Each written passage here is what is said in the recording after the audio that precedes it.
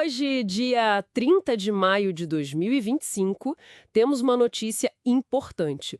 O Carrefour Brasil está finalizando seu processo de saída da B3. Exato. Hoje é o último dia. Vira uma subsidiária integral da matriz lá na França. Pois é, e o interessante é que não é um caso isolado, né? A gente está vendo um movimento maior de empresas deixando a nossa bolsa. Sim, uma tendência. Então, a ideia aqui é investigar um pouco essa história do Carrefour e essa, digamos, debandada maior. Vamos usar informações da Folha, do Estadão e investidor Money Times. Para entender o que está por trás disso, né? Os motivos, as consequências para o mercado. Isso, vamos desembrulhar essa história. Bom, começando pelo Carrefour especificamente. Certo. Eles entraram na bolsa em 2017, a ação a R$ 15. Se a gente corrigir pela inflação, daria uns R$ 22,50 hoje, mais ou menos. Uma diferença considerável para o valor atual. Muita. Ontem mesmo fechou a R$ 8,45. Quer dizer, uma desvalorização de 62%. É bastante coisa. Uau! A justificativa que a empresa deu foi buscar mais agilidade nas operações, um alinhamento maior com a matriz francesa. Faz sentido do ponto de vista da gestão interna, talvez. E um detalhe, não foi uma OPA tradicional, aquela oferta pública de aquisição para fechar capital. Foi uma incorporação de ações pela matriz. Ah, interessante a estrutura. E para os acionistas da Santé? Tiveram opções: receber em dinheiro ou BDRs da matriz, que são os recibos das ações francesas negociados aqui, ou um mix dos dois. Entendi. E esses BDRs da matriz continuam na B3? Continuam sim, o código é CRFB3. Opa, não, o código do BDR é outro, claro. Mas eles seguem listados aqui como uma alternativa para quem quer investir na empresa global. E tem a questão dos dividendos que a matriz anunciou também, né? Ordinário especial. Isso, teve isso também.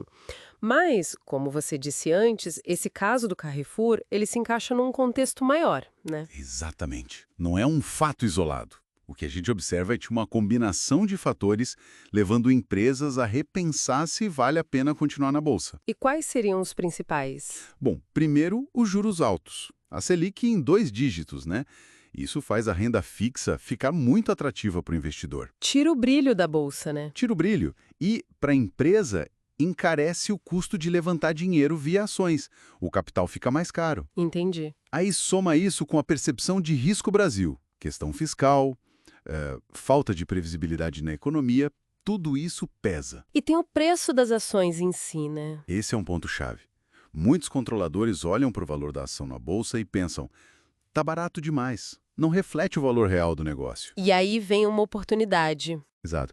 Uma oportunidade de recomprar essas ações mais barato, fechar o capital e tocar a empresa sem tanta pressão do mercado, sabe? E sem os custos de ser listada. Ah, os custos de governança, de divulgar resultados todo trimestre. Isso. CVM exige bastante coisa, né? Então, fechar o capital pode parecer mais simples e barato para eles em certos cenários. Faz todo sentido.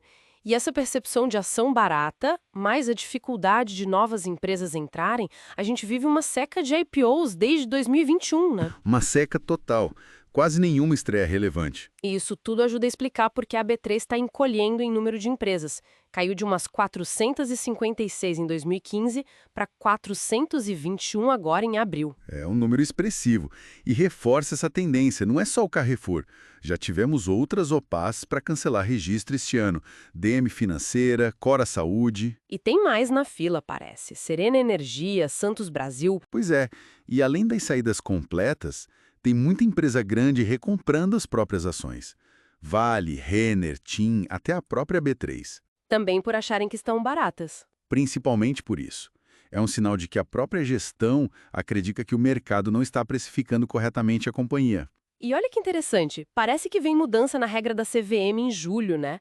Algo que pode simplificar as OPAs. Sim, existe essa expectativa. Se as regras ficarem mais simples, talvez a gente veja ainda mais empresas considerando fechar o capital. É um ponto de atenção. E se a gente junta todas essas peças, qual é o impacto disso tudo? Essa debandada, como a gente chamou no começo? Bom, aí a coisa fica um pouco preocupante, né, para o investidor. O efeito mais direto é ter menos opção na bolsa. Menos empresa para escolher, talvez menos liquidez em alguns papéis, menos diversidade de setores. Pode deixar a B3 menos interessante, até para o capital estrangeiro. Pode sim. Um mercado menor, menos dinâmico, tende a ser menos atraente globalmente. E para a economia como um todo? qual o risco aí? A bolsa é tradicionalmente uma fonte super importante de financiamento para as empresas crescerem. Para investir, expandir, inovar, Se essa fonte diminui, fica mais difícil captar recursos, né? Especialmente para empresas médias, aquelas com potencial de virar grandes no futuro. Elas podem ter mais dificuldade para se financiar. e isso pode frear o crescimento econômico, a geração de empregos? Exatamente. Levanta essa questão importante. No fundo, a bolsa acaba sendo um termômetro, refletindo um pouco as dificuldades da própria economia do país. Juros altos, ações vistas como baratas pelos donos, incerteza econômica. Tudo isso está empurrando para esse lado. É a combinação desses fatores. E fica a preocupação sobre o que esse encolhimento do nosso mercado de capitais significa para o investidor e para a economia real. Sem dúvida. E aí fica uma reflexão para o final, né? Se a Bolsa, que sempre foi esse motor de financiamento, está perdendo um pouco de força nesse sentido aqui no Brasil, Quais caminhos alternativos podem surgir? exato. Que outras formas de captar dinheiro, de financiar a expansão, podem ganhar mais espaço ou até serem criadas em resposta a esse cenário? É algo para a gente ficar de olho com certeza.